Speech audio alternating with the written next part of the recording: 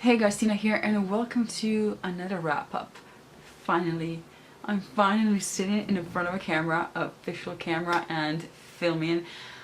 I don't know, everything is just too much right now. I don't feel like doing anything much, including this. So, but yes, I decided that I have to do it, otherwise it's gonna be months before I film these videos and I will completely forget about the books, and that's just not good. Even now I'm not sure how much of my true feelings I still remember, but I think we'll find out as we go. So I'm here basically to wrap up 3 books, and the first of those is Uprooted by Naomi Novik. This is basically a fairy tale. If you love fairy tales, you will love this book. I'm not a huge fan of fairy tales, so well, actually I didn't know going into it that it's gonna feel like a fairy tale, but it does. And I end up enjoying it enough that I gave it a good rating.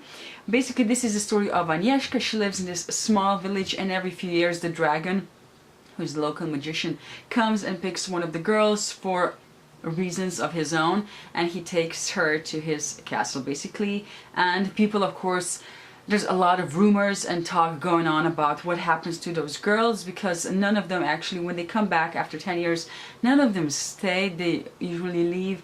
And of course there's a lot of speculation on what's going on in that castle.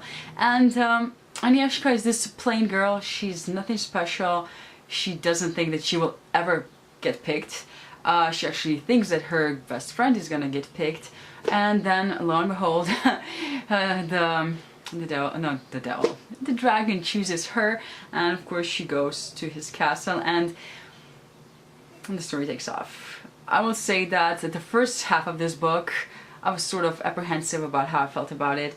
I really didn't care for Agnieszka. She's full of prejudices, logically, because she grew up in this village, and there's, as I mentioned, a lot of rumors. She is clueless about what's going on, and she and the devil, not the devil, the dragon, definitely don't see eye to eye in anything. Basically, she's very annoying, and he can barely stand her, so they clash a lot, and she just does things unintentionally that annoy him and drive him crazy, and slowly then they sort of get to understand each other better.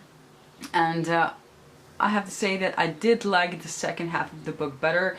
Agnieszka grows a lot as a character, and we also, because there's this enemy in this book that they're trying to beat, we do get to learn a lot more about the enemy in towards the end of the book anyways, and I really found that very fascinating, this enemy. I just enjoyed how it came, that the enemy came to be, how, you know, I just really like that part of the book. The writing is beautiful. This is my first Naomi Novik book, and I have an arc for the second one. It's a standalone, but I think this book that's coming out, Spinning Silver, I think it's called, that comes out next month, I think, is sort of connected, but basically I think it's sort of in the same world, or maybe not, and I'm just talking about stuff that doesn't matter in this wrap up anyways. I do recommend it. If you love fairy tales, definitely go pick it up. If not, then don't. The second book I want to talk about is Only Human by Sylvain Nouvelle, and I listened to this book, so I don't have a physical copy of it yet, because I'm gonna wait for the correct paperback, or one of the correct ones, because I have the first 2 books in different formats, so whichever is gonna fit better. Maybe the second one, because the height is gonna match, it doesn't matter. Anyways, I listened to Only Human by Sylvain Nouvelle, which is book 3 and the last book in the Themis Files. This is a sci-fi series that takes place on Earth in the future. In the first book we get to see how this huge hand, metallic hand, is discovered, and then later we follow the girl, or the woman now, that discovered it, as she is now the head researcher of the team that is looking into this hand, what it is made of, where did it come from, what does it do. And as other body parts start cropping up across the world, of course there's a lot more mystery. And this is a series that I actually really enjoy. This third book, because they sort of I don't know, they happen in, there's a 10-year-old gap between each book, so we follow the story, what happens after the discoveries in the first book. Sorry, I'm really cryptic here because I don't want to spoil anything, but and basically we follow the same group of characters more or less. Some die along the way, some new ones appear and all that, but it's a series that I really enjoy. It's really easy to read. It's written in this interview type of format that is very quick to read, and we follow different characters, as I mentioned, and they come from different aspects of life, so their viewpoints of what they're doing, of this research, and just in general what's going on is pretty different. So it's very diverse in that way, and I really enjoyed most of the characters. Some, like, each book has one character that just annoys me to no end, and this last one was no different.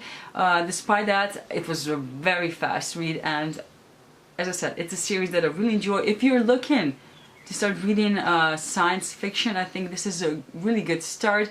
There is some scientific language, but it's not, you know, it doesn't, even if you don't understand things, if they go over your head, you are not lost. You still follow the story pretty well, so it doesn't really matter that much.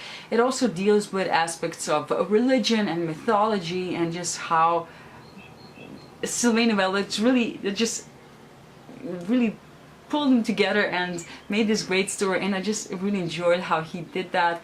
What else? I don't know. I think that's basically it, because I have talked, I don't know, in my vlog videos and previous wrap-ups so about the series, and I have to say I really enjoyed it, and I will definitely be picking up other things from this author in the future.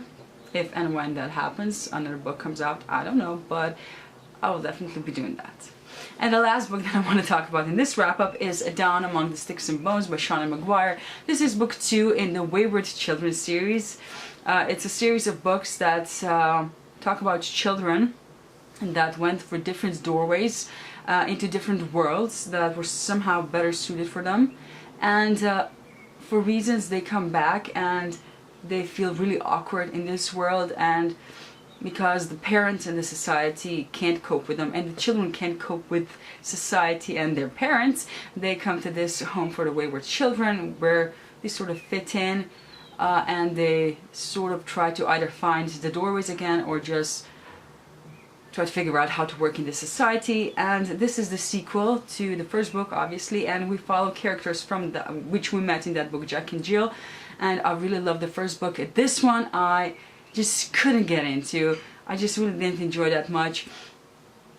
The story is basically they have terrible parents. They try to fit them into certain pigeonholes, try to mold them into something that these girls are not, and of course that damages the girls greatly. And one day they find a doorway and they go through it, and they end up in this, well, not really a great world, but they sort of find the roles that fit them better, and of course for reasons that, forget about that. I'm not sure if it's a spoiler or not. If you read the first book, it's not. If you didn't, because you don't necessarily have to read them in order, I'm just gonna skip that part, what I meant to say anyways.